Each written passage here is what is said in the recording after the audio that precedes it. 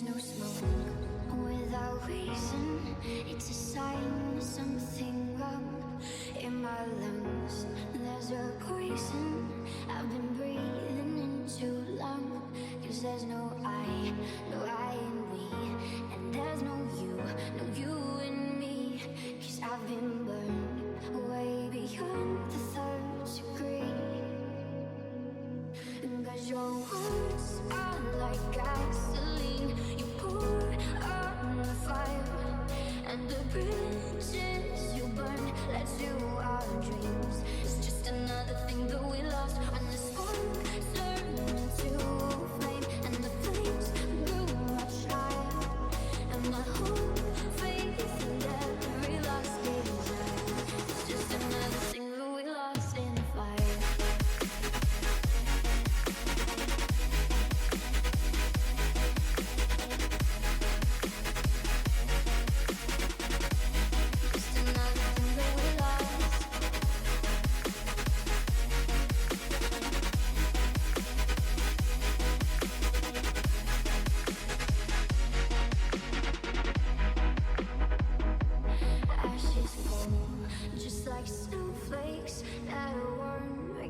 My skin, you say that we could rebuild this, wouldn't know where to begin.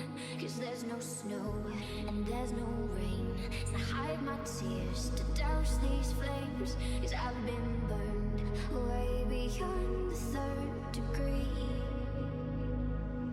Cause your words are like gasoline you pour on the fire.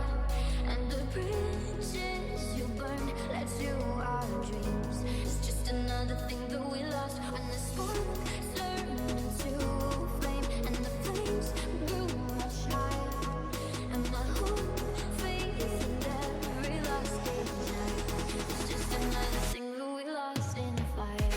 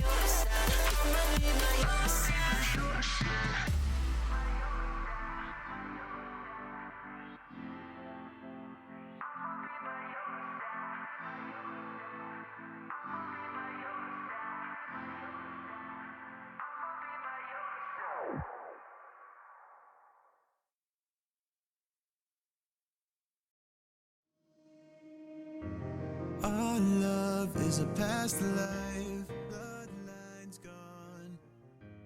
Your lies. Okay, hello everyone. We will be starting very soon. We're just kind of waiting for the other caster to be ready and for us to be able to call. He will be about a minute, and there we go. But yeah, welcome everybody to the Mario Kart World Cup Mario Kart Wii prediction stream. As we saw a few weeks ago, we did have the actual seeding stream, which gave us the groups, which are shown here. It's quite interesting, but in this stream we'll kind of look over some of the teams, see who might qualify, who won't qualify in our opinion, and who's going to have a bit of a struggle. Yes, exactly. Yes. Hello. Hello. So let's quickly just discuss what teams got seeded in each group. So for Group X, we had Benelux, Italy, France, United Kingdom and Ireland, and Germany. And for Group Y, we had Australia, Latin America, Canada, Nordic, and the United States. And obviously, if you don't know how these teams were seeded, basically there's 10 teams, so we had 5 pools, and basically a pool meant the top 2 seeds, for example, for the MKW World Cup were United States and Germany. That's why you can see them in different groups. And Tom's actually nicely put it in a way that you can see what actual seeds were. So at the bottom, you can see the number 1 seeds for this event were Germany and US. Then we had UK and Ireland at 3 and 4, and then subsequently going up for the pool 5 seeds, which were Benelux and Australia. But I mean, the World Cup is pretty much just about to start away. We've pretty much got a week now, don't we? We've got 6 days. Yeah, 6 Close days enough into to the World 5 Cup starts. days. Yeah. So obviously we are going to be looking at casting the majority of World Cup matches, both for MKE and MK8. MK8 were looking to do a prediction stream on the World Cup as well, so if that happens then feel free to look at that, but we haven't got any news of that as of yet. No, we've pretty much what was going to happen was it was going to be them at 3 p.m. EDT and us at 5 p.m. Yeah, but I think they might have delayed it. They might have delayed it. I don't think half of them actually knew. It was kind of told that we'd do it. I think Wednesday was when we were given their times. And as people may have realised, yesterday we understood that there would have been an issue for me and Ace to attend the stream if a certain call was to have gone on with MK board staff, but fortunately that's not happening anymore. So we have been able to give you a cast, even if the MK8 team haven't quite managed to get a team together to do theirs yet. And if we actually look at over these groups, just in general, I think obviously they are going to be evenly split up since we did use the pool system. Although there was a bit of randomizing, which we did see from the seeding stream, some of the teams obviously we know weren't going to be able to pair up with each other, since we do want to make it as fair as possible for every team in this. And this is a double elimination tournament, right? I believe it is, yes. Yeah, so losers brackets. The way that this is going to work, if you guys don't know, is we have 5 teams per group, as you can see.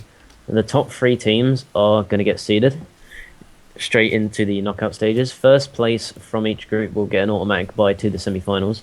And then obviously the 2 and 3rd seeds will play each other. So Group X 2nd seed will play Group Y 3rd seed, and Group Y 2nd seed will play Group X 3rd seed. And the winner of that will obviously go on through the winner's bracket to the semi-finals. But if you lose a match, you do have a second chance, since this is a double elimination bracket. So if you lose a match, you'll go down to the loser's bracket. And if you lose your match in the loser's bracket, then you will get knocked out of the tournament, unfortunately. But, I mean, let's just start from the top, I guess, and talk about Benelux from Group X. Benelux, there we go. I've got a improvised graphic of their flag on the stream right now. Let's quickly open up the link to get the players for Benelux. Now, Benelux, I definitely think that they have the potential to grab this 3rd place seed in this group. I mean, one thing that's important to mention, recent changes in about 2 days ago, they brought in Tom and Nedgens. I think in a D7 call just a few days before that, we were saying like, where's Tom, where's Nedgens? And just as if by magic, they have appeared. And yeah. It was really interesting to not see them in that lineup, as I think Nedgens, I'm going to say now, is probably, I'd say he's the strongest player in this Benelux team. Obviously, Alvin, they do have other strong players, and mainly this is just Belgium and Netherlands. Luxembourg obviously is involved, but the only real active player from Luxembourg as of now is Jeff, but he's unfortunately MK Ball's banned, so he won't be participating in this event. But, I mean, if you just take these two countries in general and put them together, you'd easily have a lineup which can do well.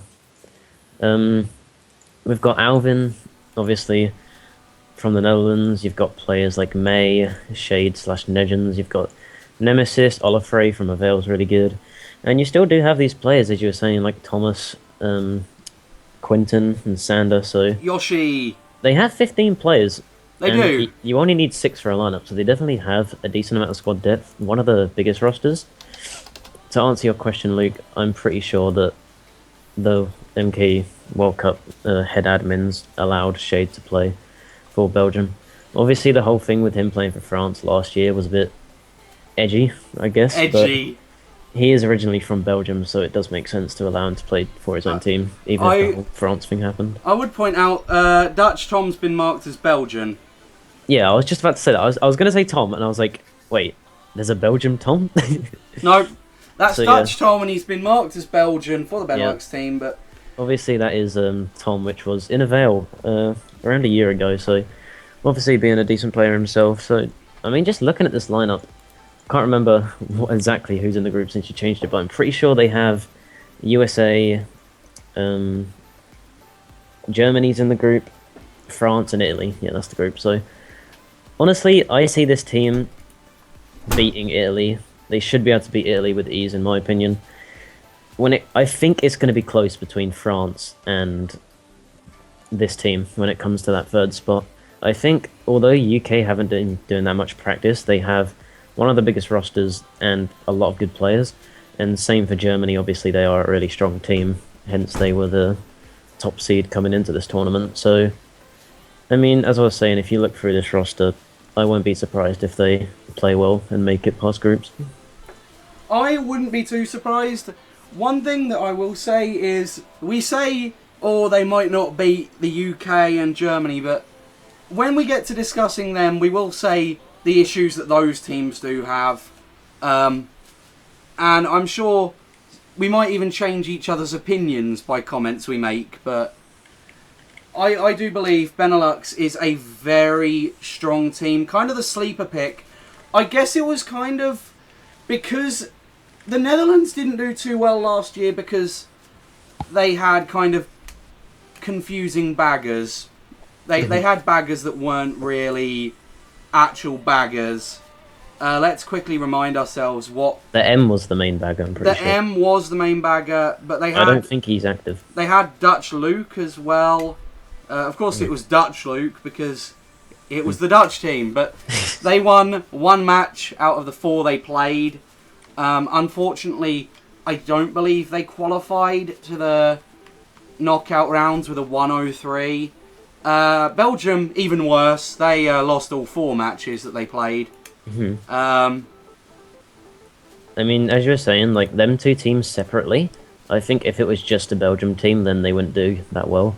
And likewise, I think that the Netherlands team alone, if they were just the Netherlands, they would do okay. But putting these countries together, which is completely fine since Benelux is a certified region, I think it's just better for them. I'm not sure if they have the best chemistry. I've seen them do quite a few practice wars. Jeff's been playing with them quite a lot, and they do have their own chats they have been practicing. So putting 2 kind of weaker teams from last year, putting them together, they definitely are looking like a decent team coming into this tournament. I think one thing we should notice as well is last year I think we were looking at the roster and we were like, oh, they haven't played as much, you know. we kept saying that the Netherlands roster, for example, were quite inactive, but players like Alvin have been getting back into the game recently, and Alvin himself has been playing for like the Sedation in D3. He's been doing quite well. Yeah. So, you know, the kind of people that we would have said could have been liabilities, could have been risks, aren't really risks anymore. They've proven themselves to not rust. They've proven themselves that they're going to keep getting active. And I mean, there are even people that you might not have heard of in these kind of teams, like Kevin from Belgium, who, very competent player, so long as, you know, he can get a good team with him. And they've most certainly got the ability to make a strong team. I think the only thing which is hurting this roster, and will probably affect them quite a lot unless they can get some kind of fix to it, is I'm not really sure who they have as their main bagger. I mean, Apollo. That's the thing though, like, I understand that Apollo has done some sorts of like CSL practice as a bagger, but if you look at the other, like, let's look at the other teams in this group. We've got Italy, who Rambo's been doing quite a lot of bagging as of late, as practicing for BA. France, they have Cosmos, great bagger, Lackey, great bagger. You've got the UK, we've got different options with you, Jazz, even me if I needed to, and obviously we've got Germany, who they have Nico, who's been playing really well as a bagger. So I think that the main thing that's hurting this team is a lack of a like certified bagger. Yeah. I mean, if Apollo does get this practice, and if this practice is helping him, and he can show up in the World Cup, then definitely that's going to be great for him. But as we were saying last year with this Belgium squad, when they were just Belgium, the M wasn't exactly the most known bagger, and I guess he just didn't have as much experience as the other baggers, which definitely hurts you in the 6v6 default size. I think one thing that we should know is that the M was kind of a player that was meant to be a runner, but they converted to a bagger last minute, Belgium, because I believe the M had Mario Circuit Regionals or something during, like, a few years ago. Like, he was quite a strong time trialer. His times were very good in comparison to quite a few other players, and for some weird reason, I think the Netherlands did the same. They kind of brought someone that used to be a runner, and they made them into kind of a desperate attempt of a bagger. The Netherlands did it last year with Luke, which we did mention before. He played for Wild Spirits, I think, along with a couple other clans, but yeah, it's just a case where I hope they don't kind of last minute hope that they can get a bagger out of nowhere, because whereas some people may say bagging doesn't take very much skill, the mind games involved with it, and the whole point that everyone else is going to be experienced, everyone else knows exactly what to do. You know, you've kind of got to get at least some practice under your belt if you are going to be a World Cup bagger. I mean, just like, bagging isn't all about getting a shot though, that's the thing. I mean, there are different strategies. You can obviously drop stars for your teams on certain tracks, and it's just stuff like that that Apollo might not be used to, so that might not give him the edge. But, I mean, we can't say much as we haven't been seeing these teams practice as much, because there's not much streams on it. Teams are definitely practicing though, so people might shut us up and play to better expectations, but we'll see. Going about Benelux though, what position would you give them in the group, and who would you say their team MVP is going to be? Really, I think it's down to the activity of some of their players. Like we said, some are coming back, but, you know, are they actually active enough to do well? I think we're going to see someone like May or Alvin as the MVP, depending on which one of the two shows up in the most games. This is the thing. I would like to go through most of the teams and then kind of say where I think they'd be. Okay. Because do you want to leave it's easy for us to say, oh, I think they'll get fourth, but then we can talk about another group, talk about another team and go, oh, they might get fourth, you know? Yeah, we'll leave the group prediction overall until the end of the group, but MVP, you're going with May, right? I'm going with May, yeah. I'm going to say Negins. I agree with you, the fact that it's probably down to activity. Obviously, Negins and Alvin, both of them are returning players, so it just depends which one will de-rust or isn't rusty as of now. I think they're both really good players, and either of them can MVP, but like you said, it's just down to whoever shows up at the World Cup. Going down to our second team in this group. I'm not sure if it was Italy. Italy. All right, change it to Italy. I have. Oh, I you're was, already I ahead was of me. on point. The first thing I'm going to say about Italy is, They have 9 players. yeah, 9 players, and you need 6 to play an MK World Cup match because it's a 6v6 default. I think that's going to hurt them a lot. I also agree. Few questions. There are quite a few questions you'd put on the Italy team, given that last year I don't think they played too well. They were kind of one of the teams that memed about being bad. They were just like Belgium. They went 0-4 in their group. Last year we saw a few players that they don't have now that featured. I know Shitaryu isn't in the lineup here. Not sure if there's a few others that are notable omissions because there aren't too many players from Italy. Yeah, But, exactly. I mean, it's a really small nation. If like the amount of players who actually play for this team, obviously we do have teams like Benelux, but that's like 2 teams put together. This is literally just Italy, and Italy obviously isn't the most popular region, so it would make sense why they'd struggle to get players. But I just think that the quality of players that they have going into this match, into this tournament, sorry, is probably going to hurt them quite a lot. I'm just trying to look because they do have experienced baggers. They've got Beto, man. He's been playing for years now. He has. I am trying to think if he was their bagger last year. He was, yeah, he was. I'm Because pretty he sure only was. played 2 wars last year. Oh, really? Yeah, They had someone called M32s. That's not Beto. that was Shitaryu. Yeah. Did he bag at all? He might have done. No, I don't think he did. Shitaryu, I believe they were celebrating earlier, nearly a month ago, because I think Italy were trying to get their matches casted by an Italian on like their personal stream or something, and I believe that's where Shitaryu has gone. I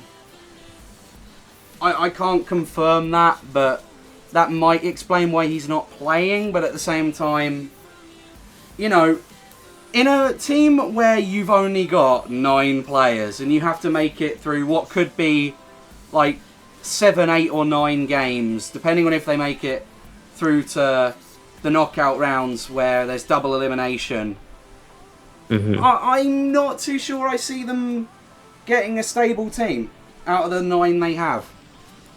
I mean, ideal lineups, we're probably looking at something like having... It'll be a BA1 lineup, wouldn't it? Yeah, I mean, Duca and Rambo are definitely the main 2 runners that I'm looking at. I hope that Beto Man is going to be playing and has been practicing, since it would be a shame to see someone like Rambo forced to bag for them, since I'd say he is their second strongest player. We do have Dan, who people might not have heard of, but Dan is a decent player himself. They've got Supper as well, or Super, or however you pronounce it, but he's also good. But I mean, if we look at the rest, Alex, he's alright, but I don't think he's like good enough to be able to put up consistent points in this tournament. We've got Nicola, who's mainly an MK8 didn't player. play last year. Yeah, exactly, mainly an MK8 player, so that might hurt them.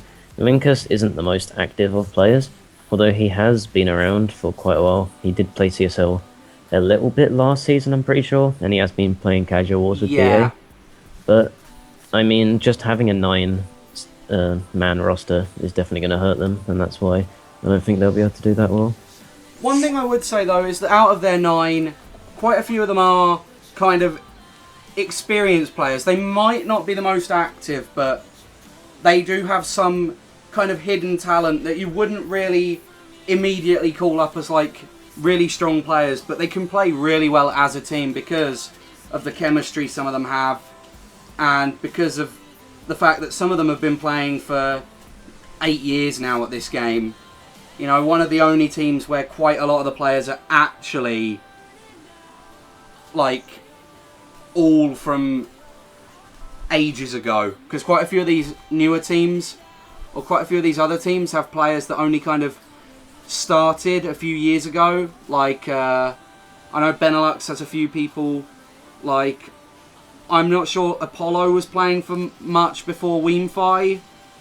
I'm not sure. There are a few others that are kind of newer, as in they've only played, or they only started playing within the last like 3 or so years. Italy, a lot of them have played for 6, 7, 8 years, and a lot of them have been together the whole time in terms of clans, or not the whole time, but for a long enough time where chemistry could certainly help them in this kind of environment. I agree with that. I mean, there's not much else to say on Italy. Obviously, we've talked about their players and the fact that, I mean, it's just their squad depth, as you were saying, that is going to be hurting them this tournament. If I had to go with a team MVP, I'd probably go with Dugo, just because he's probably their most consistent and active MKB player. Do you think, though, Dugo will end up being killed like last World Cup, where he we needs had a team up there to support him. hashtag pray for Dugo or something, I think was the trending hashtag for the Mario Kart World Cup? I mean, he just needs a team up there to support him, which might not happen again, but individually as a player, I think he's better than the rest. Rambo obviously is probably the other star player, but I think it's mainly on them two to be able to be the two frontrunners, and then the rest can try and hopefully get dodges, get shocks, and play in the pack. I would probably agree. Shall we move to France? Yeah, let's move on to France. Let's move on to France. There we go. So, the French team is a completely different team than last year. We keep saying this when we kind of discuss the teams, but French team, certainly a surprise. Last year they had Anto, Cobra, Frenchie, Kiva. They did have Shade, who now plays for Benelux. They had Zoan, Seb, who I thought was from... Okay, yeah, that's... I thought he was Swiss. Yeah, I was just about to say there was a Swiss Seb. But I guess he has French origins because Switzerland does speak French. And then there was Smith and Thomas. A few of them now are unfortunately CSL banned for doing the dirty. Cobra doing the I.Ra, unfortunately for them. Smith, I think, used the texture to intentionally lag. Was it Smith? I'm not 100% sure, if I'm honest. You're not 100% sure, but I'm pretty sure he was caught doing something. And just in general, the fear we had last year was some of these players were returning. You know, we didn't see people like Zoan or even the Thomas that played for them last year. We didn't see them kind of any time before. We didn't see people like Hakeem play too much before. They were all kind of returning. This year they don't have that problem, but they do have the problem that they're a completely different team. Yeah, I can agree with that. I mean, if we do look at this team, although they are a completely different team, I still think that they're a team that does have potential, as I was saying earlier, to fight for that third spot. They only have 12 players, which is it's probably average, but if you do look at their players, we've got Boards, who scored a decent amount of points. He's actually been performing better than expectations. Yeah, he's been performing very well in D3. Cosmos and Lackey, two great baggers, as I was saying earlier, so they definitely have someone. Like, obviously they had Cobra, who was one of the best baggers in the game before that whole item spy thing happened, so they do have good baggers still, which is definitely going to help them in this event. In terms of frontrunners, they've got Nico, who I'm probably going to say, along with AR Thomas. That's not the KC Thomas, I'm pretty sure. That is AR Thomas, yeah. AR Thomas and Nico. Probably going to be their main runners. I'm not too sure if any of the old French squad are looking to join. Obviously, we are seeing roster changes Hakeem and Thomas are still in the roster. Yeah, Hakeem and Thomas are still here. We have been seeing Kiva just got transferred to the MK8 team. Not too sure if he's going to be interested in playing MKW or if he's been playing it at all, so that is a possibility, but probably not going to happen. But, I mean, just looking at this team in general, if you have, like, Thomas and Nico as your front runners, you've got Boards, Hakeem's also a good front runner, and you've got some, like, mid-pack players, you've got Shark, Shiv, Maxu, Boards, and then, obviously, you've got the two baggers. I think, as long as they play well on the day, and France, as I just say, they've probably been practicing the most out of any team, I'd say. They've been playing a lot of wars. And Like, one thing I would say that helps them do that is the fact that so many of them are in the same clan or two. Like yeah, I mean, G4 and Gun.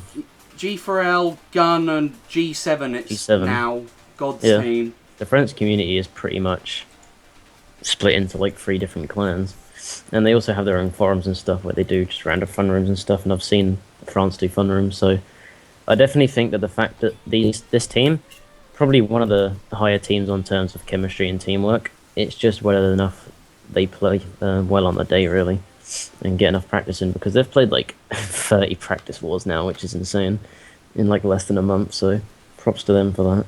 One thing I would kind of point out, which could worry a few people, is whereas we've seen some of these other teams have got people that we've seen in like D1 or D2, a lot of the people in France are kind of people that either were in a D2 clan or a D1 clan and haven't played so much, or have been in D3 most of the time, or were with Gun when they didn't do too well in D2. It's not a major concern because we know France as a team are very, very strong, but it's kind of important to mention that some of these people might not be so experienced at playing kind of Division 1 level, like top level, in comparison to some of these other teams where pretty much the whole roster is in D1 and 2. Yeah, I mean, I think they're front-running talent. I mean, if you do look at like Nico, Thomas, and Hakim, I would say they're low D1, high D2, so they do have that, but that's why I'd only rank them around 3rd or 4th, which I'll be saying later, just because I think that US and Germany have better, like, just solid front-runners. You mean UK? Yeah, UK, what man about US then? Yeah, I think UK and Germany, sorry, do have better front-runners, so I think they'll be fine for that 3rd place spot, but definitely have potential in the tournament. Who's your team MVP?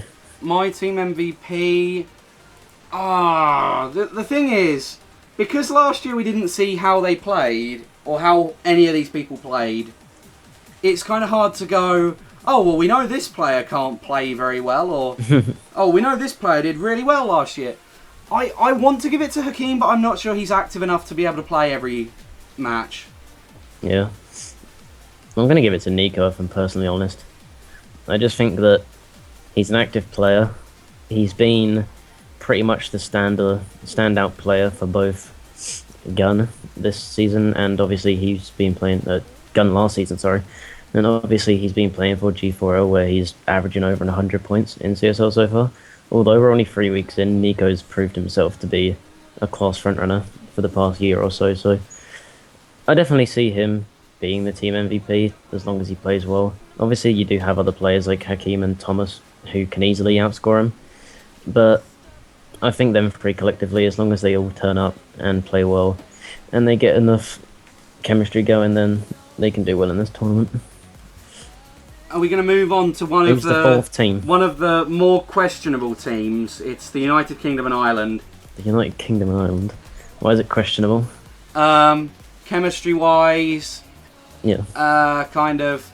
There's quite a few questions that would hang over United Kingdom and Ireland players. Unfortunately, for some weird reason, our logo is quite simply the Union flag, but Yeah, there's no Ireland in there. there's no Ireland. Let me see if I can get a bit of Ireland for you, just very quickly. I mean, as he's doing that, I'll talk about the roster.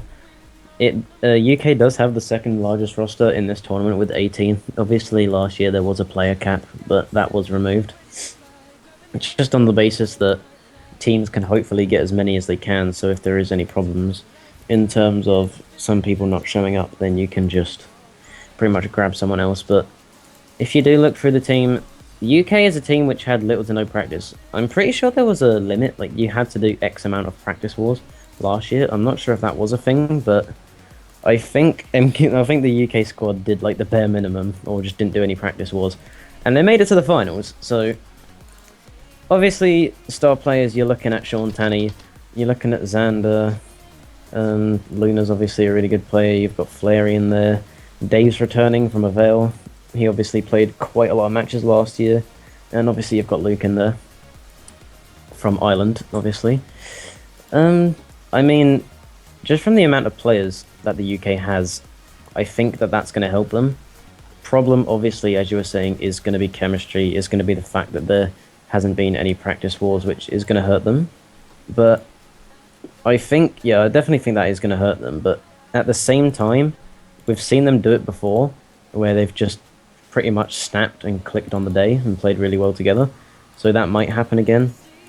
All of the players from last year, which were the shine out players for UK, are going to be playing this year, from my knowledge. So I don't see why they can't do it again if they played well. Xander, obviously, more of an MK8 player as of late, but as we've seen in the past, he's come back to MKW and he's scored completely fine, whether it be reg tracks or CSO or CT tracks. Sorry, Sean Tanney, probably one of the top 3 players on Weemfire right now in terms of just in general how good he is. He'll be playing, obviously, if Dave does return. We haven't seen much of Dave. He has played a few practice wars for Lockdown, just randomly, just trying to get back into the game, and he's actually done quite well. So the squad depth is there, which is definitely going to help. Their chemistry might hurt them, but I just think looking at the roster in general and how we've seen them play in the past and going off their previous year's experience, I'll be pretty surprised if this team doesn't make it past groups. I would point something out, which is, whereas the team itself might not have chemistry, the benefit of being able to get so many players is that quite a few of the people have like partners and people that they do play well with. Like, you always have Luke and Xander, you've got Jazz, KP, Stunky, Roscoe, Ace, like pretty much a whole D7 lineup. And there are quite a few energy members there as well. So it's important to mention that whereas this team might not have chemistry completely together, they have chemistry with groups of other people, and it's just a matter of trying to find a groove that works out for the team. Yeah, exactly, that makes sense. Do we have predictions for an MVP? MVP... It's a close tie between Sean and Xander, and I'm not sure who to go with. I'm just going to give it to Sean on the basis that he's been more active on MKW. The fact that Sean Tanney, obviously, he doesn't use voice communications. Not too sure if he sat in the corner and listened or not last year, but that might hurt him a little bit when it comes to communicating with the team. But just as an individual player himself, I think that he's definitely good enough to put up consistent points for the squad. I would probably agree with you there. I mean, there are quite a few capable people in the United Kingdom squad. It's just a matter of, what role each player has. Because I remember last year, it was almost as if players kind of had somewhat of roles. Like, I'm not sure if it was intentional, but you always had some people like Luke that kind of played mid-pack a lot of the time.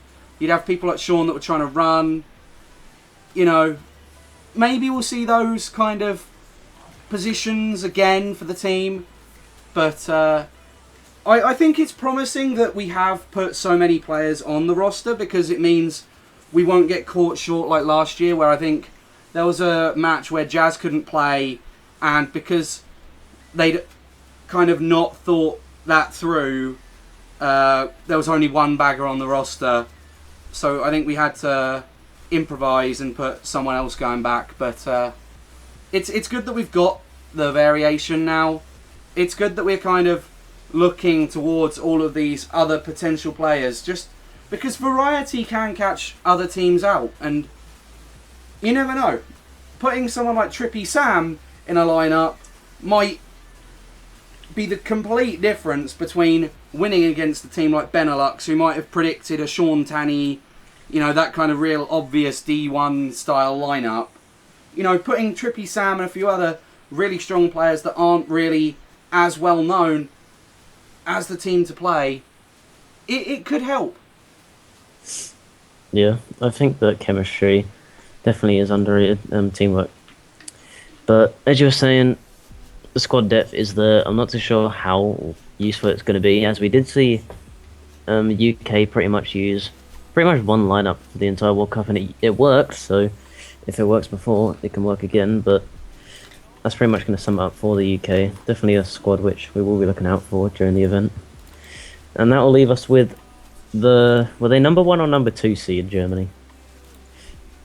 They were a top seed going into this tournament. I think that's all that matters. But Germany definitely looking like the favourites for this group for obvious reasons.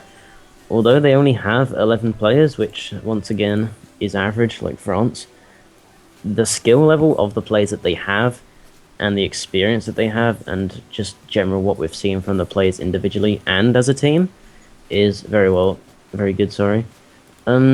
Semi-finals last year, unfortunately losing out to the UK in the semi-finals, but I mean if you look at their roster, they've got Crash, one of the best front runners probably on Mario Kart right now, Eagle, D2 MVP of CSL, really good front runner. Janny hasn't been playing the game that much. K, obviously an MK8 main, but he does play for Relapse and in Germany practice wars. Nero, once again like Crash, CB Gold member.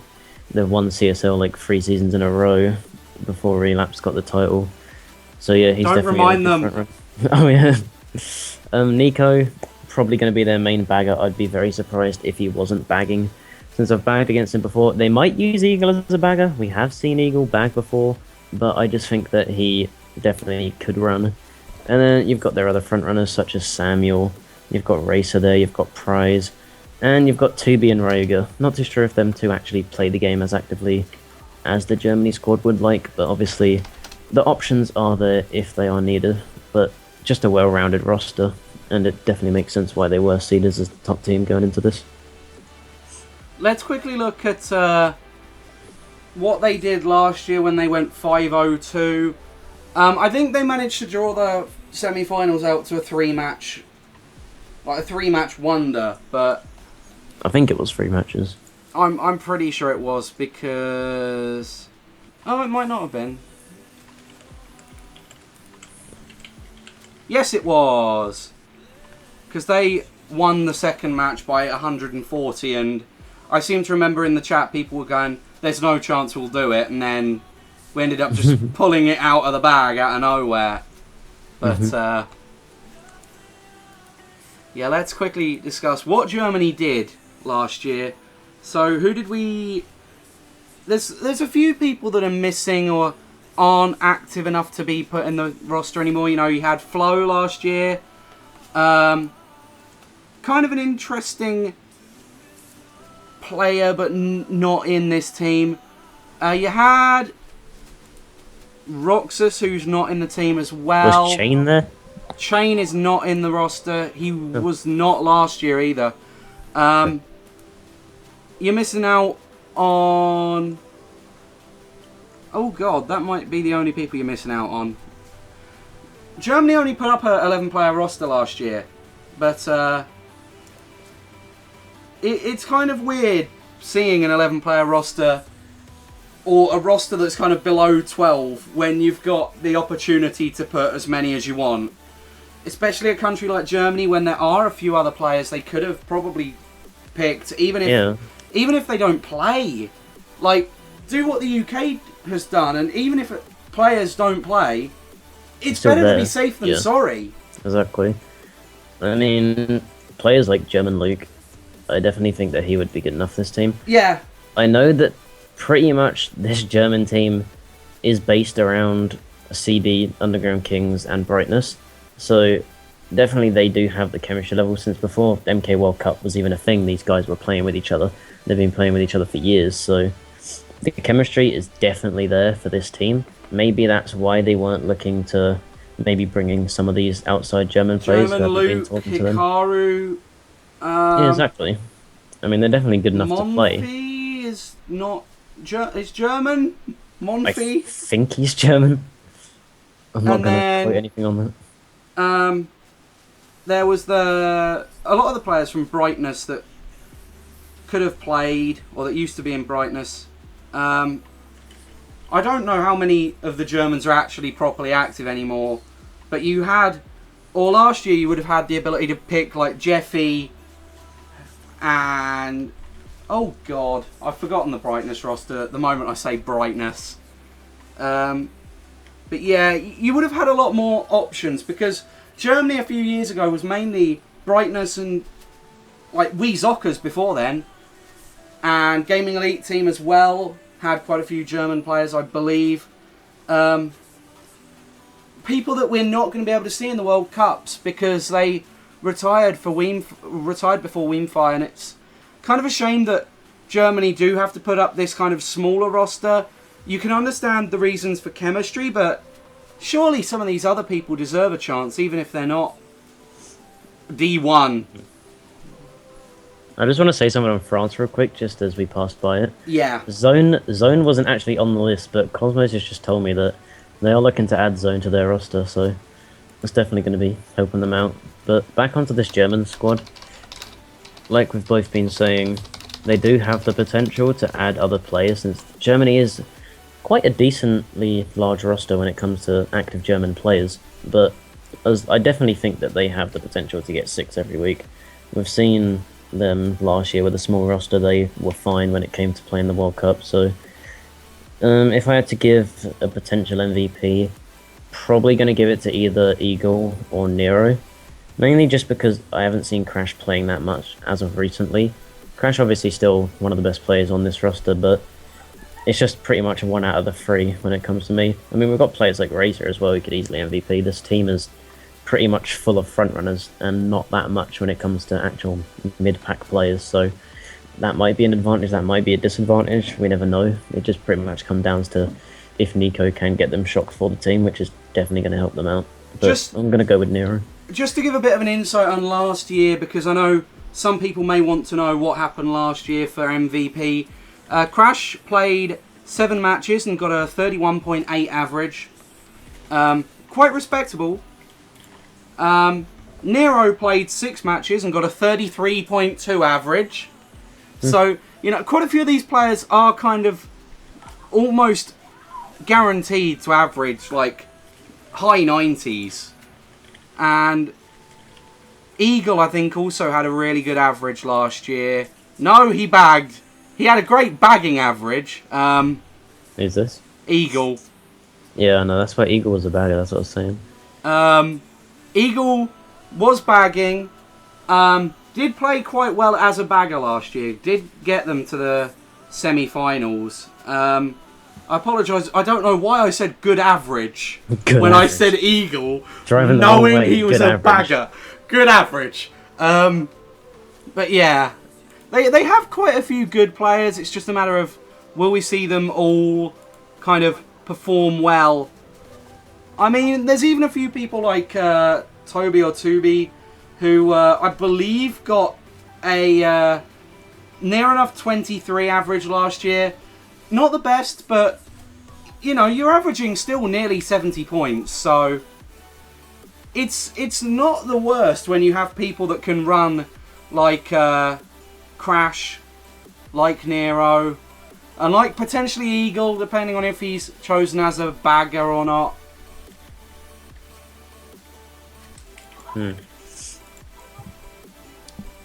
I mean, I just think that this team is easily gonna be able to go through. Yeah.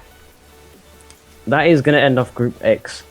I hope this is Group X and not Group Y. It is Group X. Right. Let me quickly get back up the group so we can give overall predictions and then move on to Group Y. Uh-oh, I have a problem with the graphic. No, that's not what I like to hear. No, that's... For some weird reason, the Australian logo is a lot bigger than the others. So I've just gone to put it in, and it has just killed me. There we go. I can see it. You can... Yeah. Alright, so we got, once again to recap, Benelux, Italy, France, UK, and Germany. I guess I'll go first. 5th place, I'm just going to go over each team quickly. 5th place, I'm going to give it to Italy, mainly because, as we were saying earlier, 9-man roster is not going to be the most helpful for them. I don't think that they have enough when it comes down to front-running talent. Obviously, they do have some players, but I don't think it's enough to match up with the other teams in the group. Also, when it comes down to bagging, I don't think their baggers are the most experienced. Obviously, Beto Man is an experienced bagger, but it's just I don't think he's going to be playing the majority of matches, as he only played 2 from my understanding last year. And there's a lot more than 2 matches in the World Cup. There's a lot more than 2, yeah. Yeah. 4th place, I'm actually going to give to... Going to give this one to France. I definitely think that 4th and 3rd on my list could easily be interchangeable. just when it comes down to how they play on the day. France, I think they have good players, as I was saying earlier. They have Nico front running, they have Thomas front running, they have Hakim, they have Cosmos and Lackey bagging, and they have a multitude of mid pack players. So they do have a perfect roster pretty much. You've got players up there, you've got players in the middle, and you've got your good baggers. Just comes down to how they play on the day. Definitely a strong squad. Third place, I'm going to give to Benelux.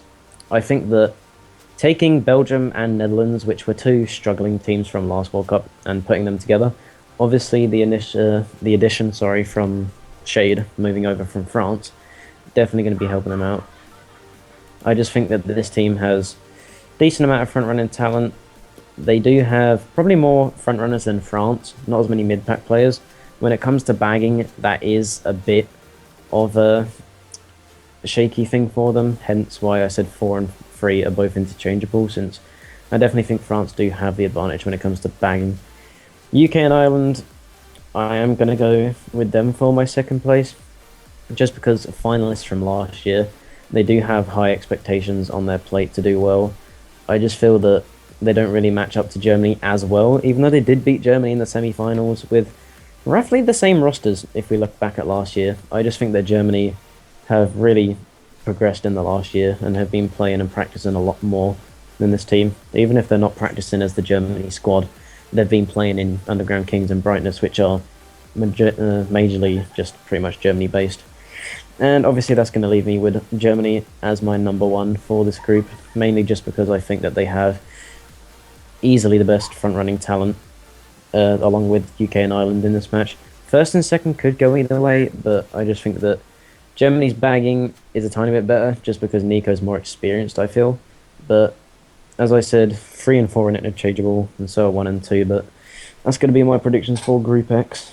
If you want to give yours. My predictions for Group X, we're going to start off by saying I think it's going to be a case of bottom 2 being interchangeable, top 2 being interchangeable as well, and there's kind of going to be a middle team.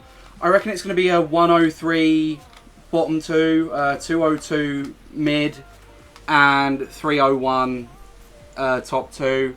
I don't think any team is going to lose every match. I think quite a few of these teams can counter one another, even if they won't qualify, or even if they do struggle to... teams where they can beat really weaker teams, but the moment a weak team comes against like the best team in the world, the weak team can win. I think that kind of effect's going to happen. I know it's terrible to say it happens in football, but I think the underdogs can cause upsets. There's very easily opportunities for people to be overestimated and underestimated, and I think I would start off by saying I would probably put Italy in last. My biggest fear for Italy is the fact that they don't have too many players, and I personally don't see them being like much better than last year. Last year they had pretty much the same roster and they lost every match. This year a lot of the other teams in the group have improved. Of course, you have France, which have had the massive change. I wouldn't say that they've downgraded too much. Of course, you had the best baggers in the world, and you had some of the best runners to ever exist, but I think France have done well, given the fact that they have lost pretty much their whole lineup from last year. That would lead me on to saying I believe Benelux will be getting 4th place. Something with a lot of these teams is that they do have experienced baggers. Italy have Beto, France have Cosmos, UK and Ireland have Jazz, they have Stunky, they have you. And Germany, like you said, we could see quite a few good baggers from Germany. We saw Eagle last year. I'm not sure he should be the one bagging, but they do have options. I just don't see the Benelux baggers, regardless of kind of who it is. I don't really see a standout obvious, like this bagger can rely, or this bagger can be relied on every week kind of player. I think we're going to see a player like Apollo, who might not have practiced bagging so often. And I think against the bigger teams, they might do really well against a team like France, but I don't think they'll stand much of a chance against Germany, at least. My third place prediction will be France. They have lost quite a few of their good players, and that has caused them to go from... I think France were top seed, actually, last year. Oh, no, US were top seed and France was second seed. Yeah. France have gone down to seed 5 or 6 due to the loss of players. One could argue quite a few of these teams have lost a few players, but I think France have lost the most kind of memorable players. And I think they're very capable, but I think the group stage is going to be the time where they learn how to play as a team. I don't think you can go into the World Cup just as a completely new team. And yes, they have practiced, but I think they're still learning how to play as a team, some of them. They're still learning kind of the strengths of each player. And I feel as if potentially France could suffer against the two big teams, but they will get somewhat easy matchups for maybe Italy. France do have capable baggers. Like we said, Cosmos is a bagger for them. And I think they will be able to secure third. I would question how close it would be between the bottom three. Of course, all three teams do have the ability to get third, but I reckon I'd see France out of the three.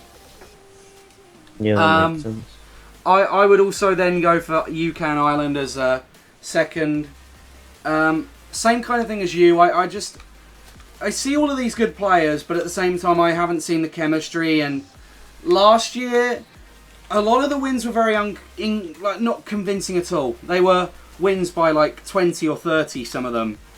And that's why I reckon they'll be second. I reckon they'll probably win most of the matches, but the point difference won't be enough to beat Germany, who I believe will be the first seed.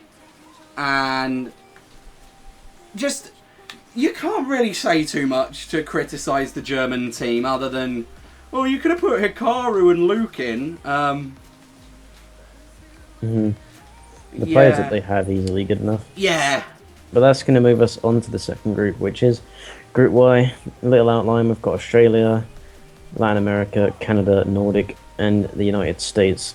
Obviously that is in reverse order of seeding, so United States was the biggest seed in this group. Let's start off with Australia. Let's. Australia last year lost most matches, didn't they? Australia is that one team that realistically I just don't know much about. Well, the one thing that worries me about them is they're players that we constantly say can perform well, and they lose a lot of the time. And it's kind of unfortunate because I think on so many occasions they're a capable team. They're a capable team all over the place. But unfortunately, I'm not sure they have every bit of chemistry in the world. They have to have some of these players returning from last year. Last year they had Atek, Atlas, Base, Ben, Jaden, Campbell, Lackey, Matt, Solar, Verley, a few other people. I think Zexy was the only sub to play. This year they kind of have roughly... Well, it's not really roughly the same roster. There's a few different things. We've got Solar, who I don't believe played last year. No, I don't think he... No, yes he did. Sorry, he played every war. I was going to say, what? That's me being a dummy, sorry. But we've got Solar, we've got Maka, who I don't believe played last year. I'm pretty sure he didn't. We've got Atek again. We've got Sean. We've got Campbell again. Ben, Matt, Verley. I think Matt didn't play last year, did he? Yes, he did. Tom, you're picking the wrong players. Just stop. The thing about them, though, let's get away from Tom calling the wrong players out. There are a few players that you could question. They've got Jimmy. Jimmy? Good for them, Jimmy. I am not too sure on the kind of position of who Jimmy is. I'm. This is It's exactly terrible what I to was say, thinking. isn't it? I know it's like it's kind of like I don't want to say they're an underground team, but like when you think of QNT, which is if you guys don't know Quintessence, is pretty much an Australian / New Zealand based team, and I mean because they have a really weird time zone, they're not on as much as like the other teams, and I mean they're kind of just that like little clan that likes to meme by themselves, and not many people really talk to the Oz community as much. It's kind of like a mini version of the Japanese community where they're kind of unknown compared to the other teams. But I mean, we have seen some of these players from the US play well. Obviously, from Solar Australia.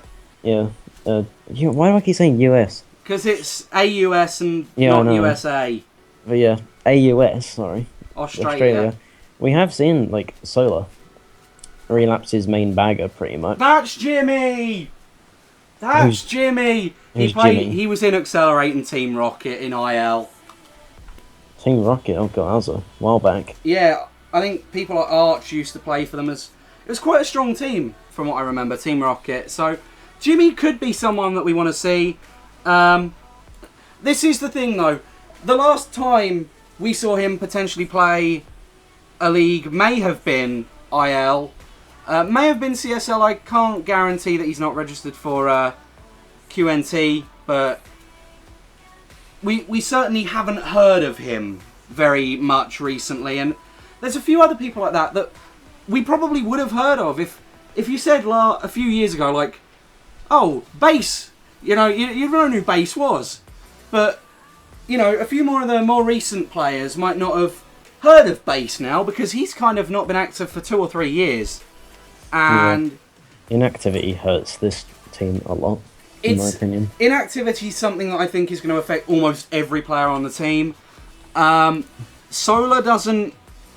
kind of one of the people that I would say isn't very inactive. Yeah, he's definitely active. But a lot of them kind of only play with QNT. And that is where the fears come from. Like, I know Solar last year did play every match they did. He was the bagger for 3 matches, I think. But then he decided to play against Italy and score 112. Could he do the same and become a bit of a half runner, half bagger? Who knows?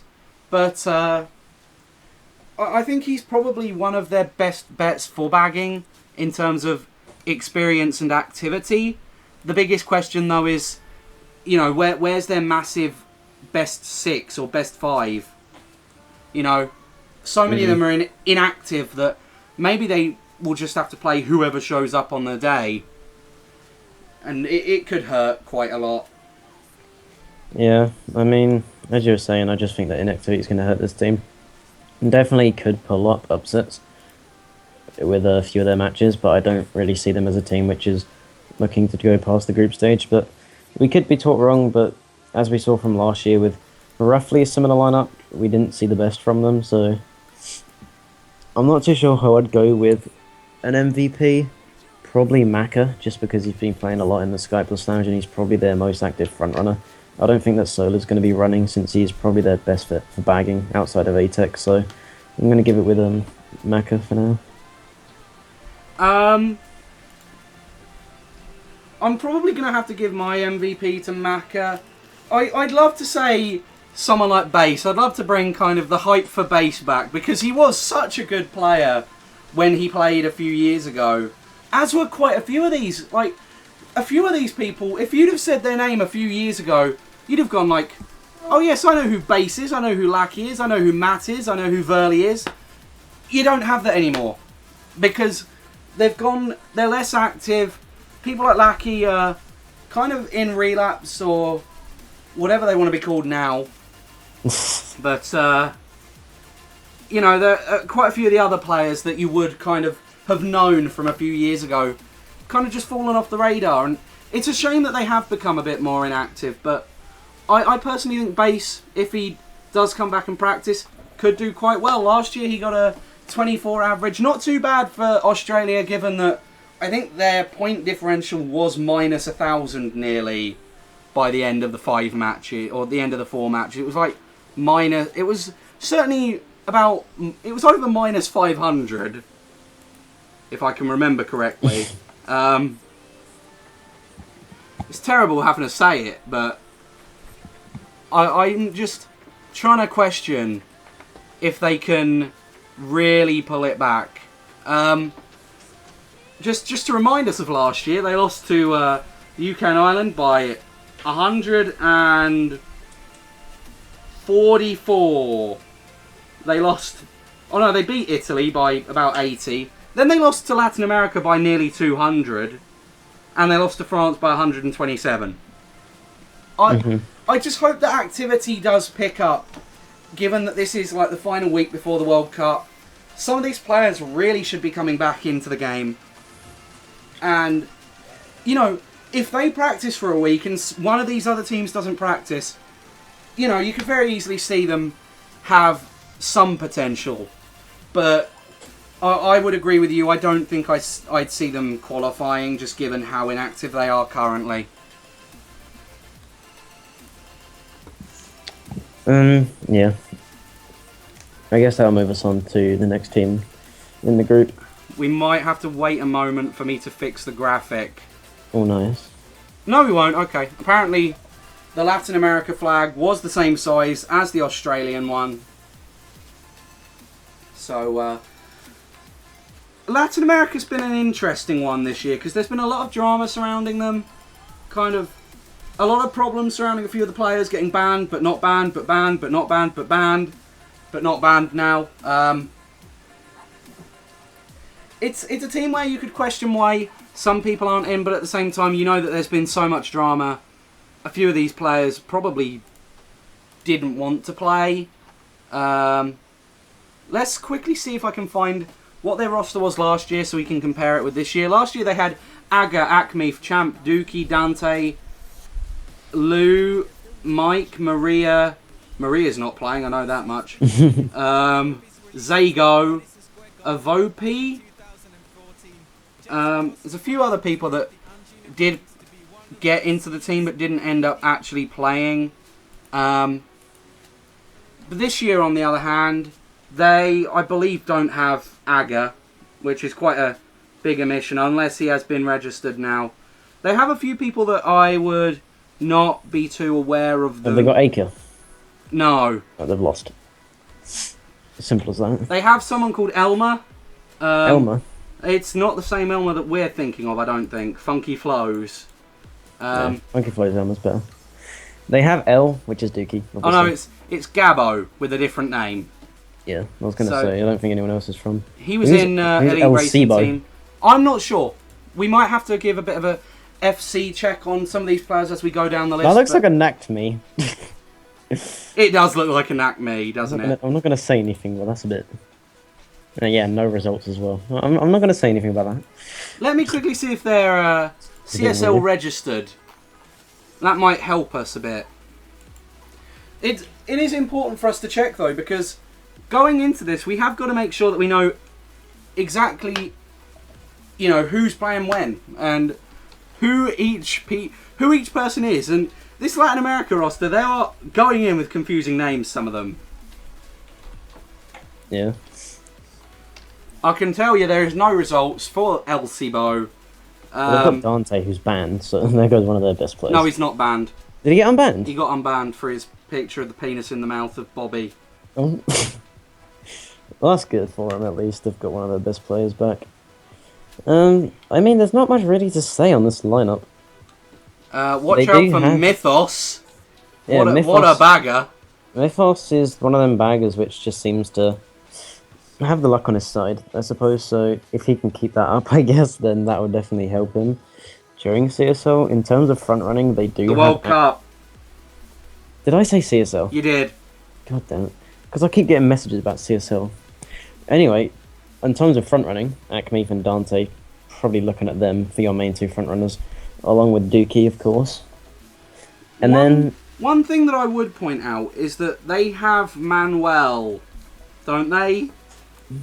He could certainly be someone to upset if he does get into the roster. We have seen him before, I believe, play for a few teams in CSL.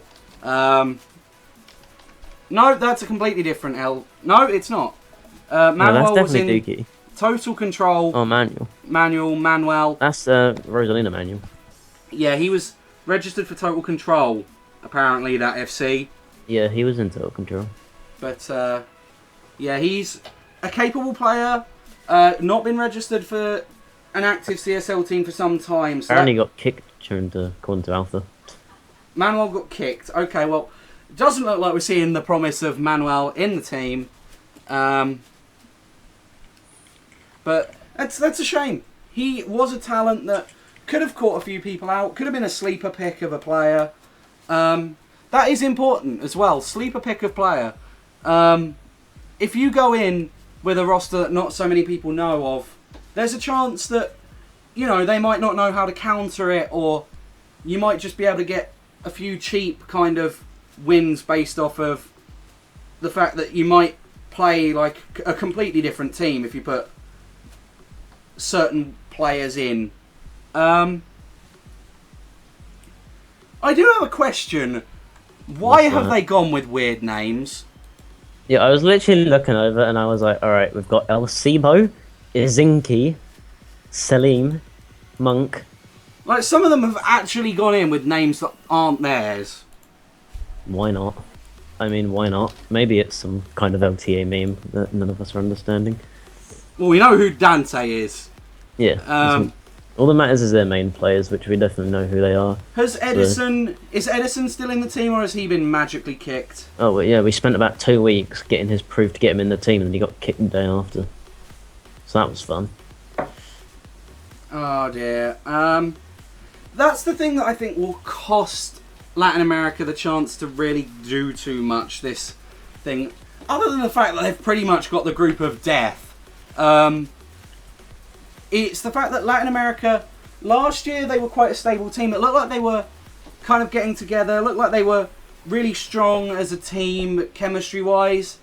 This year, on the other hand, they have kicked so many players, and so many players have left, and it's to the point where you don't know if Dante is going to be banned or not banned by the time the event comes up. Nacked when that was a ripperino for the man who posted inappropriate pictures of furry animals doing stuff that God. weren't great. Please, no, don't remind me. It was not safe for work, I can Please tell you don't that remind much. me. Do you remember my description? Oh, God, no. I wasn't too pleased to see it. But Have you got anything else to say? Oh, yeah, team MVPs. I'm just going to say Dante. I think that Dante! definitely, he's done loads of 1v1s, although he has got quite a bit of experience for lagging, and sometimes the lag definitely does help to his advantage. In general, I just think that he is a really good player. Definitely can't take that one away from him, so I'm going to go with Dante. I would agree with you there. I think it's a shame, though, that you've got talented players like Dante, but this is a question. Where's the bagger? Because you've not got Aga, you've not got Maria. I know they've got Mythos, but, you know, if Mythos can't show up for one match, what happens? And what happens if Mythos gets mysteriously kicked? Because clearly there is a problem in the team if people are being mysteriously kicked all the time and people are leaving. You know, there are some problems. Yeah. According to external sources, I want to say that the possibilities of Torn and Bachito, coming back are a possibility. Obviously, Torn mainly did play CTs for quite a while when it came to the disasters, but definitely two players who could help their roster. But I guess we'll see when it comes down to final rosters how well they play. Definitely a decent team who can perform, which moves us on to our third team in the division. No, it doesn't. There's a problem with Torn and Bachito coming back, being that Latin America have just used 5 transfers on the most recent 5 players. Oh, you're only allowed 5. I'm not sure if it's 5 as the limit, but I know there is a limit. Oh, fair enough. Last year it was like a really small limit. I thought it was 3, to be I fair. thought it was 3. I guess people have moved it up to 5 after seeing how much drama has happened in some of these teams. Like some of the players faking nationalities in MK8, which is quite sad, but you know, it's a case where I guess people have had to change and get used to it, and it has meant that we have had this move. But I'm not sure we will be seeing Torn and Bachito if there is a roster limit or a limit to transfers and add-ins. Mm-hmm. That does move us on to That does move us Canada. on. Oh, Canada. that's a small logo. I do apologise. There we go. Canada. 14 players. My main question at the first glance of this Was Canada, it the question I asked a few Jas? days ago? Where's Jas? Where's Jas? Another question. Oh, they did actually bring Eddie. Yeah, Eddie's still there, but where is Jas? No, we had in the D7 call like 3 or 4 days ago. We were discussing these rosters a few days ago. For people that don't know, we were playing in a war and we just got a bit bored and started discussing the teams. I would question why there's no Jas. I would question why they've only got like 1 or 2 baggers. Given that you can register as many players as you want, I was expecting people like Zeno. I was expecting maybe even people that haven't played for years to come back.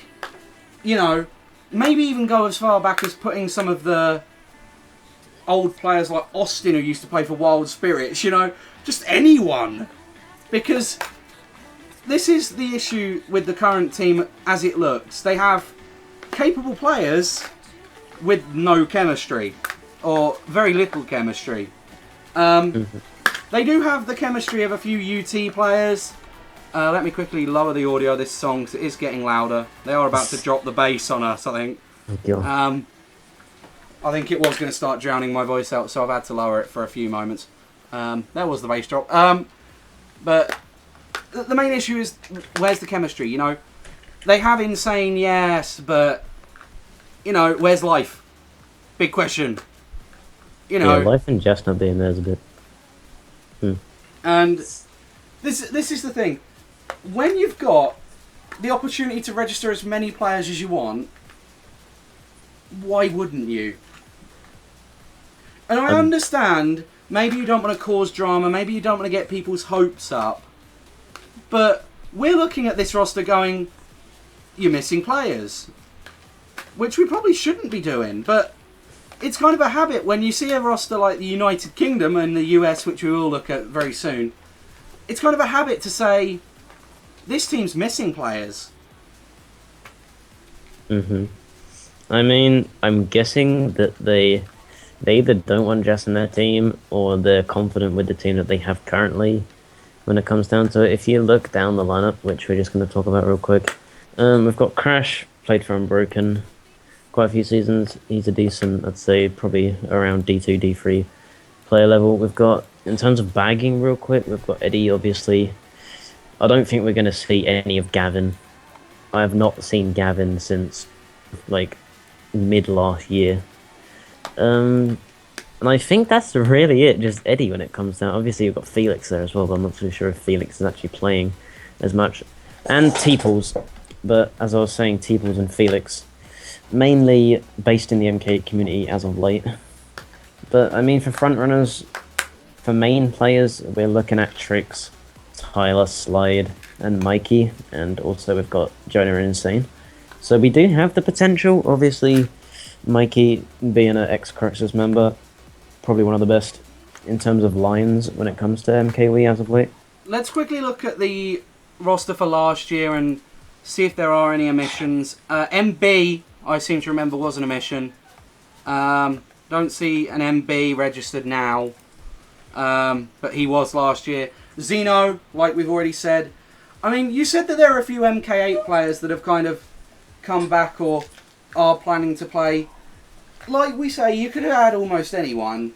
Why haven't they added the opportunity of having like a third choice bagger or even a runner in like Articuno or someone? Like, I know we're reaching for D4 at this point, but, you know, against some of these other lower div teams or these lower tier teams, someone like Articuno, if he has to play, could be the deciding factor, you know? And it's weird to have to feature players like this because it's not something you usually want to do, is feature every player that you've missed. Like, oh, and here's what you could have won. And you just shove it in their face. You should have been in the team. But I think there are certainly a few. Canadian Joel. Canadian Joel, ladies and gentlemen. I don't think he's in the team. No, he's not. It just confuses me that players like that aren't, but players like Gavin are. Yeah. And Kyle. You've got all these possible active players, and they play... No. Just no. Just no. But I mean, I do have decent expectations for this team. Just in general, looking at their main line, that's probably going to be something like Mikey, Tyler, who's obviously in relapse really good when it comes to shortcuts. We've got Trix, ex-CB member, still in CB obviously, but they don't play CSL anymore. Other front runners, we're probably going to go with something like Insane and Jonah. And obviously they do have the other mid-pack players if they are looking to utilise them. 14 players, quite a decent amount of squad depth that they've got to work with a decent amount of baggers, but we haven't seen much practice for them, so there's not much else I can say. Team MVP, I'm probably going to give it to, I'd say Tyler. Although Tyler is mainly an MK8 player, I just think that he's an exceptional Daisy user. When it comes down to stuff like the BC3 Ultra, the BC Wii glitch, he's pretty much got near 100% rate when it comes to actually making the glitch in this roomless, so really well, good for him. So that's all I can really say on this lineup, but I do definitely expect them to make groups. I expect them to make the knockouts as well, and I would probably go for someone like Jonah as the MVP. The main issue I have with people like Tyler is we can't really guarantee he's going to be in every lineup. Last year he was in 5 of the wars, which is quite good. But you've got to remember, the more and more that he is fading away from this kind of community and he's going towards MK8, the more chance he could be missed out as a potential player. And the more chance that, you know, we could very easily see him not feature in the World Cup for the likes of some more active players in the squad. Tyler, of course, being a very good player, but I think you have to consider activity and chemistry.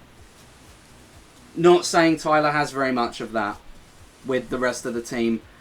And don't want to say it in a bad way, but I just think Tyler has to play with people that he kind of knows in order to perform really well. Last year with the team that they had, he did okay. He did very well, in fact, with a 33.7 average. He was World Cup MVP at one point. He was at one point because he got 121 against Belgium. Unfortunately, in the final UK and Ireland match, I believe he did throw it away. He got a 26 average in it. Given that he only played 5 matches, it pretty much knocked his what could have been like 36 average down to a 33. Yeah. But I reckon if we do see people like Jonah play every war, I would see the most active roster or the most active team probably being one of the strongest teams. Jonah, Insane, probably put Slide in there. I'd probably choose Eddie as the bagger and maybe Crash as the 4th runner. I'm not sure who I'd pick for 5th runner, but this is the thing. They have quite a few inactive players or players that are a bit shaky. We could put Realm as 5th player, but his availability isn't always guaranteed. CSL have found that out. Let's see, in fact, did he play... How many matches did he play? He played 3 of the 6 games last year. Not too bad for him. I do remember he didn't average very well, though. No, he averaged 17.6, so... Yeah, that's pretty poor. It's poor for a player that was tipped to be one of the best players, or one of the best kind of newcomer players in the division, or in the tournament, sorry. Not in the division, in the team.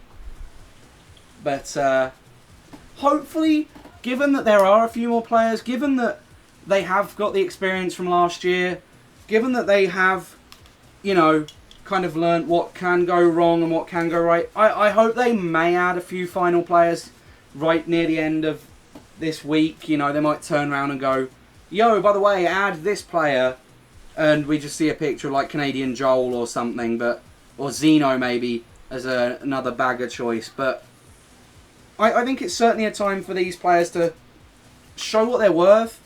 Normally when we look at D1 players, a lot of people kind of generalise them and look at the more American players. But, you know, Jonah, very good player. You know, Slide plays in D2, but very good average scorer.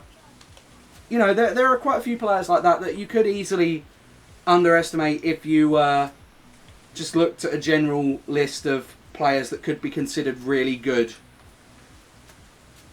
Are you going to go with an MVP, or have you already been? Jonah.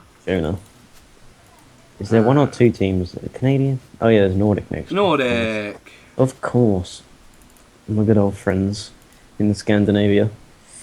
12-player lineup, but obviously seeded as the number 3 seed in this tournament. I think this team's solid, really. If we look over the lineup, some of the players aren't as good as the rest, but I mean just as a team in general. Nordic up there with USA and France when it comes down to doing practice wars. Quick roster overview, we've got a Kane, CB Gold, really good player. He's MVP D1 before, so fair play to him.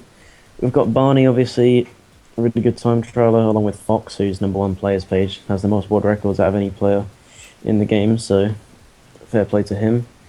Looking down, we've got players like Ruby, like Marina, like Keon.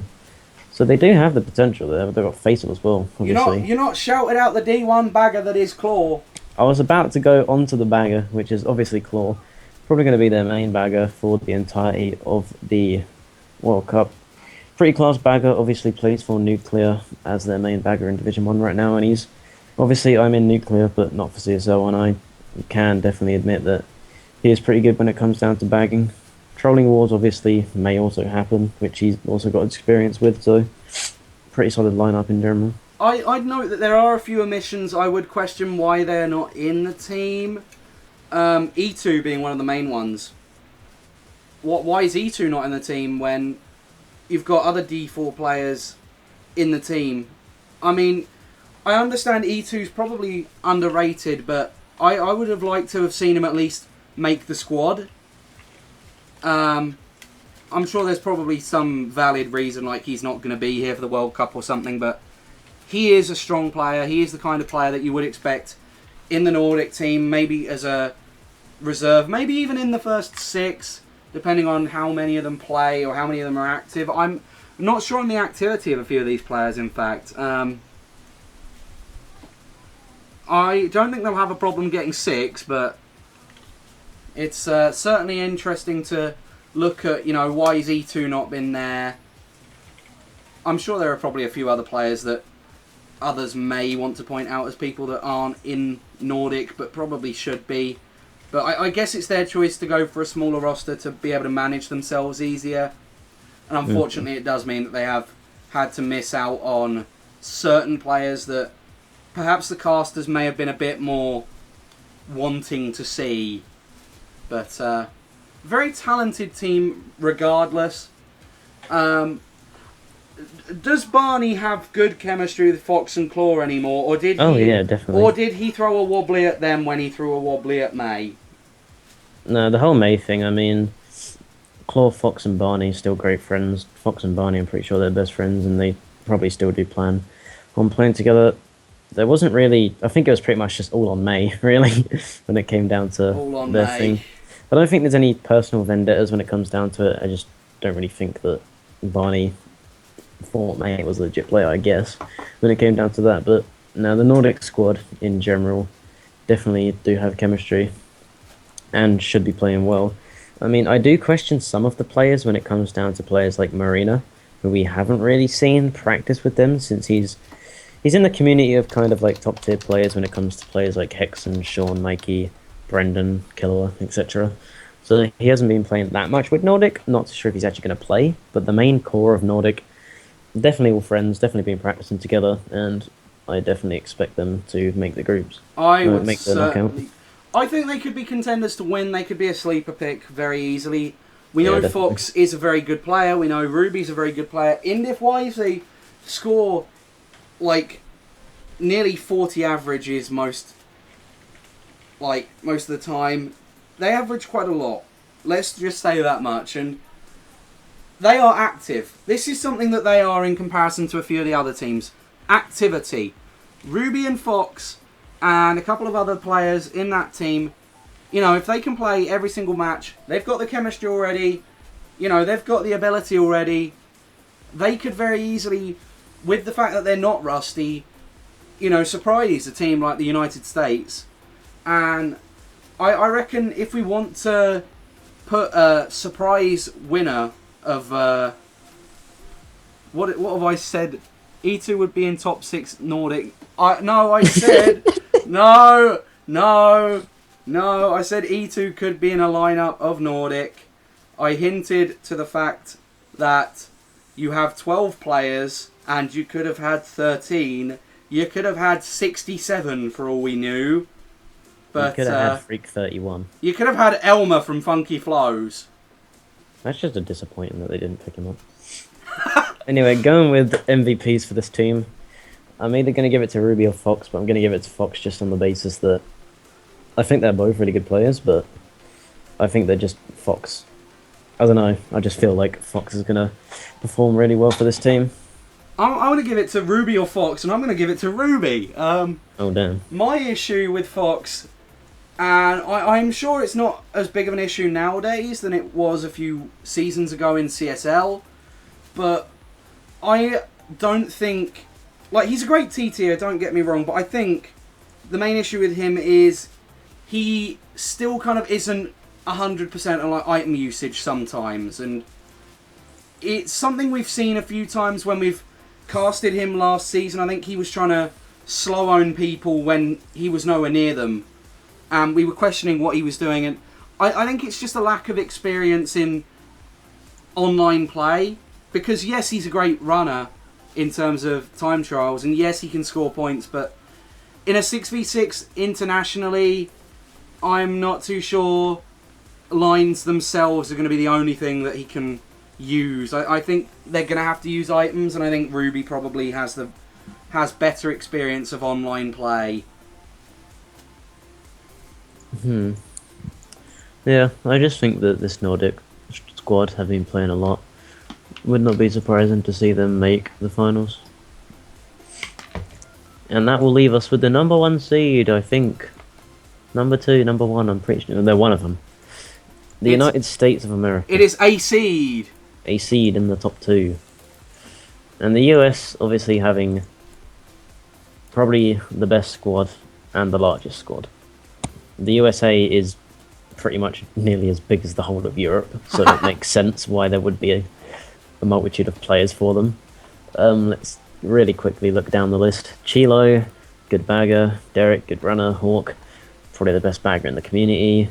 Jackson, Killua, who are brothers, which I didn't know for fuck knows how long, and found out, but obviously them two, both in WZ, along with Kuzan and Larry as well in WZ. Matt, obviously the old IS Matt, been playing with Flo as of late, scoring well. They've got Nash, they've got Quinn, they've got Arceus, and then you've got the ZT squad. You've got Ryan, Sean, Tekken, and Vincent. And then for baggers, obviously, like I said earlier, you've got Hawk, Chilo, and then you've got Verif and Vito. So they have like 4 baggers who, well, I'd say if we look at like Hawk, Verif, and Vito, I'd put all of them in top 10 baggers as of now, maybe top 5. So they definitely have a lot of talent, and I'm going to be very surprised if they get knocked out of groups. I'll be very surprised if they don't get first in this group. I feel that Nordic maybe could challenge them for a game, but I definitely feel that this team is very good. I'm not too sure what their strategy is when it comes down to picking lineups. We have seen a lot of practice from this team. We've seen big numbers, like Tekken got 160 against the team. I'm not too sure who it was. It might have been LTA. I'm not 100% sure. But I mean, just the front-running talent that this team has is insane compared to other teams. So, yeah, I honestly think that they have a really strong squad, and if they don't make at least semi-finals, it's definitely going to be an upset for me. I would probably say the exact same. I'd put them in semi-finals at least. The reason I question if they'll make finals or not is because there are so many other talented teams, and it's really easy for us to talk about this team, but let's remember Group X have a few good teams as well. They've got Germany, they've got the UK, they've got France if France can find their stride. Any of those teams could easily cause an upset on kind of the powerhouse teams like Nordic and the US. And whereas we do see quite a few kind of really talented players, one thing that does worry me is because they have so many players, I have seen lineups all over the place. And that may be good because they may be experimenting, but I have seen a few wars not go their way and end up being filled with Twitch chat memes and ending up with a lot of arguments and anger between people. And I hope that's not the case when it comes to the actual, the full-on World Cup. I do hope that they manage to keep their cool, because it's really easy to get tilted, especially in a tournament that means as much as the Mario Kart World Cup. It's once a year. We always say, it could be the last year for Mario Kart Wii, but looking at the changes in some of these rosters and how inactive some of the players are in some of the other rosters, this could be one of the last really big Mario Kart World Cups for Mario Kart Wii. I'm at least in terms of getting some of the people like Sean Tanney involved, and those kind of people that have been just disappearing from the community slowly in the last few years, and they always come back for these events, but it's a matter of time. Will some of these nations still have 10 active players? Will Italy keep their 9? Will Benelux manage to keep their amount of players for next year? All these questions. And I really want to see USA kind of win as many matches as they can in this event. I certainly don't think they should have been seeded above Nordic, in my personal opinion. My main reason being, like we've said, so many of these people are kind of not so active now. And of course they have got the skill, but last year the US kind of didn't. They had a good tournament. They of course had a good tournament, didn't they? Because they won. But it's a situation where last year they kind of had an obvious single lineup most of the matches. This year they do have a bit of a wishy-washy event. Last year they had in the final Killua, Arceus, Derek, Quinn, TK, and Verate. I would just say they are capable players, but it's down to whether or not they can get the chemistry and whether or not they can stop the tilt. Because a lot of the players in USA are the ones that are known to tilt, or ones that are known to be quite it's hard to say, kind of hot-headed. They all think that they should be doing really well when they need to play as a team, and that's the problem that I would see with Team USA. Give me a quick team MVP, and then we'll quickly go over Group Y before we end this one off. I would like to see Derek. Although he'll probably end up being their bagger, and I'll look like an idiot. I'm going with my boy Tekken's dog, aka Tekken. I just think that I don't know. He's not the best player when it comes to item usage and item avoiding. I can definitely vouch for that, and he said it himself.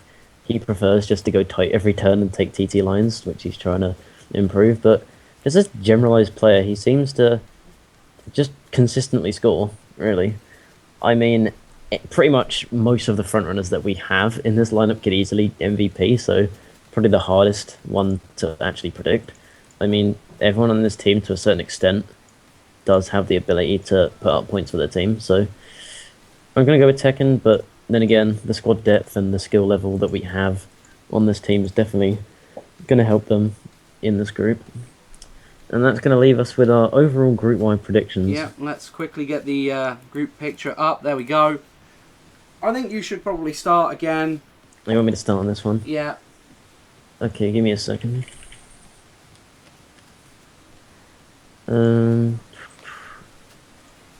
Alright, so going back over and looking at the team, I'm just waiting for the delay to stop working. There we go. So if we look over at the group, we've got Australia, Latin America, Canada, Nordic, and the US. And funnily enough, it's pretty much as I just read them out in an opposite order. Yeah. So Australia, I'm going to go with 5th place. Mainly just because we were saying earlier, I don't think that they have enough activity. They do have 1 or 2 players who we have seen in the past do well, like Maka and Verley, but it's been quite a while since we've seen these players actually like play at a top competitive level, and we haven't really seen them show up in last year's event, which is definitely going to hinder them. And the fact that they're just not that active and haven't been playing as much recently as the other teams, I do think that maybe they can get a match or 2, but I don't see that much for them. I'm actually going to go with Canada for 4th, which might sound weird. I think that, like Group X, like I was saying with Italy and France, Latin America and Canada, which are my 4-3, definitely can be very close. In Canada, I just think that, as you were saying earlier, I don't think they have chemistry. The fact that they're relying on players like Tyler, like T-Pools, who are MK main players, and they usually just come over to play MKW when it comes down to like these leagues or these tournaments or these international events. So I think that's going to hinder them. They definitely do have the potential to take that 3rd spot and even maybe higher if they play well. Latin America are going to be my 3rd spot, mainly just because I think they play a lot together. They have a lot of clans. There's a lot of South American clans. We're looking at BWP, we're looking at Mexican Pride, we're looking at Axe. Final Destination as well, Final END Destination, or whatever they END. are. Yeah, there's just a bunch. They play with each other a lot. Even if it's not just for practicing for an international event, they just play with each other a lot. They have star players. They have Dante, who's really good. They have Akmif as well, so definitely can do well. Nordic, I'm going to go with them for my 2nd team. I do think they have the ability to best the United States, but it's just going to be down to whoever plays better on the day, really. I think that the United States are going to be edging out on first just because they have a lot more when it comes down to actual bagging experience. Ryan told me that Hawk isn't actually looking to bag, but they still do have baggers. For Nordic, they're pretty much relying on Claw to show up just for matches in general and actually show up in the matches and get his team a lot of shots, which he's definitely going to be able to do. Since 6v6s, there are a lot more items in play, so there's going to be more dodges, so there's going to be more shot efficiency. So going to give Nordic 2nd just on the basis that I think they're a really strong team. They have strong frontrunners, but I just think that the USA edges out just a little bit. Obviously going to go with the USA for my 1st pick, just because they have the biggest roster, a lot of squad depth.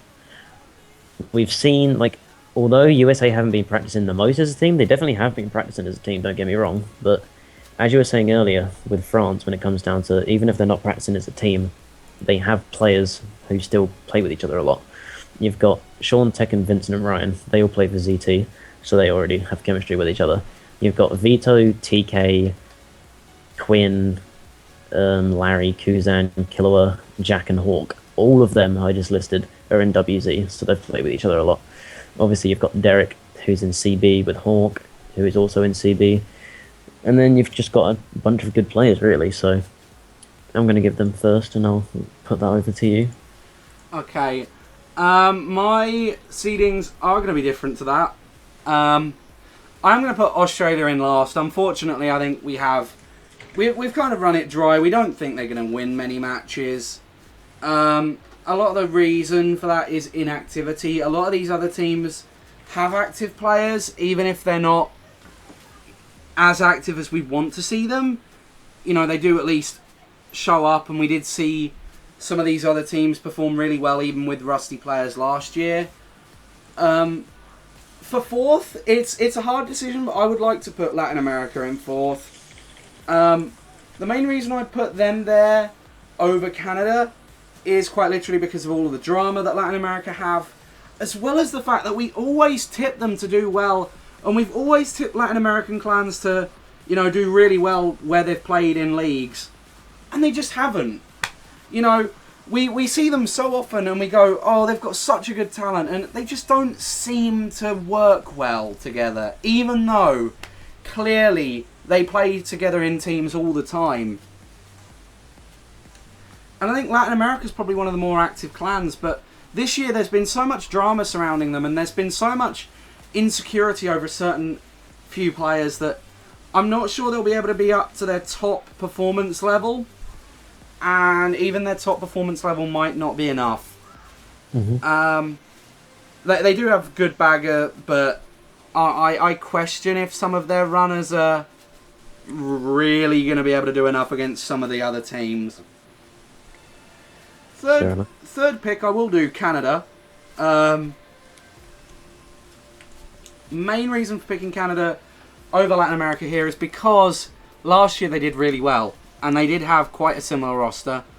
They've added a few more players. I'd have loved to have seen Canadian Joel. I'd have loved to have seen Jas. I'd have loved to have seen a few of these other players that we've not quite managed to get. You know, I'd have loved to have even seen Zeno as another choice of bagger, because he did bag in the semi-final, the quarter-final of the World Cup last year, and, you know, he didn't do too bad. And he's a D2 bagger now, suddenly. So, you know, I'd have loved to have seen some of these players play, but I reckon the players that they do have are quite good in terms of chemistry, because they have played before. They have played very well last year, making it to the quarterfinals to be knocked out by the United Kingdom, who would then go on to be second place. It's just kind of an awkward position, because I fully agree they haven't got the most active of rosters in terms of a lot of them play MK8 over MKW. But again, I just think Latin America are known for underperforming from what I see. And as much as I want that to not be the case, I reckon Canada will outperform them this World Cup. Second, I'll be going for the United States. Might surprise a few people, but I reckon the United States, whereas they do have a big roster, the main issue with having a big roster, you can never guarantee everyone's happy. And you have listed all of these people that are in the same teams. What are the chances that you'll get a roster of like 6 people that are in the same team playing in a World Cup match? You know, they have quite a high chance, but at the same time, quite a few of the players in the squad are the kind of people that do want to win. You know, they're not in it just to play and scrape a win. They want to try and thrash a win. And we have seen a few hot-headed arguments in the practice matches that I've personally watched. I'm not sure that the United States will get to the final of the World Cup. I would heavily tip Nordic and perhaps maybe the UK, because the UK seemed to do well under pressure last year, and it probably will be a very similar lineup. But I do want to see the United States bringing some of their players that didn't play last year. You know, bringing a ZT lineup would be a breath of fresh air given what they did last year, the United States team. First, however, that is Nordic. Fox seems to be becoming one of the best players the community has seen post the end of I've forgotten what to do. Nintendo WFC, that's the one. He seems to be becoming very quickly one of the best players. And Ruby has been a good player for years and years, and he is a reliable player. That is something that some of these other teams don't have. Someone that is guaranteed, no matter how bad the rest of the team is, he's guaranteed to give you the kind of points that you want. And I reckon that they will make it to the final, Nordic. People seem to be sleeping on them quite a bit. Their roster certainly can have a few additions, and I don't think they've added too many people, so they do have the space to add these extra people if they do have a problem before the World Cup starts. And, you know, much like Canada, I'd love to see some of these people get added, like E2. But yeah, I think they're probably the most competent team in terms of chemistry together, in terms of having reliable people both at the front and the back, and also in terms of the fact that because they're a smaller roster, there isn't going to be the problem of having them like all make different friend groups in there and being all over the place. Like, I fear United States, it might be like a one clan only kind of thing eventually. You know, rosters will try to be dominated by single clans. I hope that's not the case, but I feel I have the urge to predict that will be the case for some of the wars. But yeah, that sums me up there. Fair enough. And that is pretty much going to end it for now. Obviously, we wanted to just give you this quick stream to pretty much go over mine and Tom's opinions. There is a World Cup predictions thread somewhere on MK Board, so if you do have an account there, go to the MK World Cup section in the MK Wii section, and you can find that, and obviously tell us your predictions on who you think is going to win. But that's pretty much going to sum it up for us. World Cup obviously starting next Friday, so 6 days, and MK8 might do a prediction stream. If they do, they'll probably announce it in one of the Discord channels that we currently have for Mario Kart.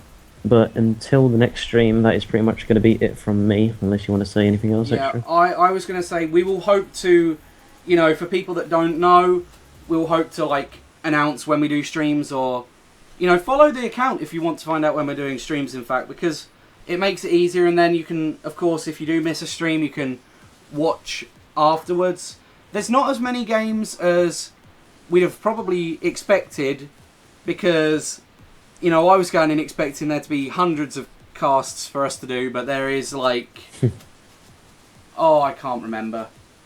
It's still quite a few, but they're spread between like 6 days, so it makes it look like there's only like 30 or like 20 matches to do, even if there probably is about 20 matches to do, in fact. But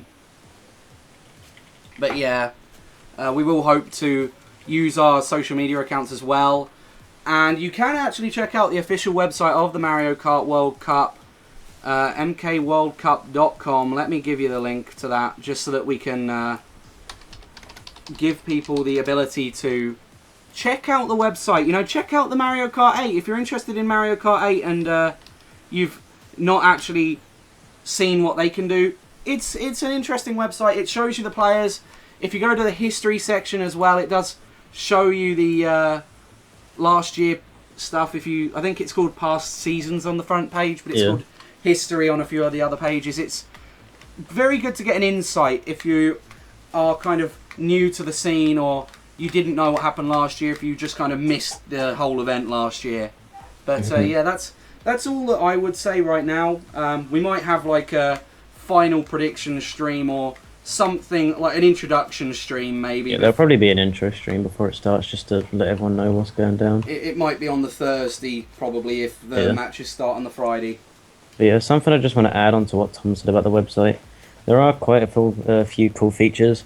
Obviously, there is a statistics page, so you've got the best players, you've got most GP average. Obviously, you guys can go check out the rosters for yourself to see what they're like. And obviously, if you don't make a stream and you would like to watch any World Cup matches for this year or last year, there is a media page which will be updated whenever we upload the VODs, which we will be uploading to the MK Boys YouTube channel if you want to go subscribe to that as well. So definitely looking to be able to upload every single match which is played, so people can at least watch them if they don't make it. But that is going to sum up for me and Tom, and we will see you next cast, which is maybe CSL or maybe the introduction stream for the World Cup. So might be a CT CSL cast tomorrow. Can't guarantee anything. But yeah, that is going to sum it up from us, and have a good night. Goodbye.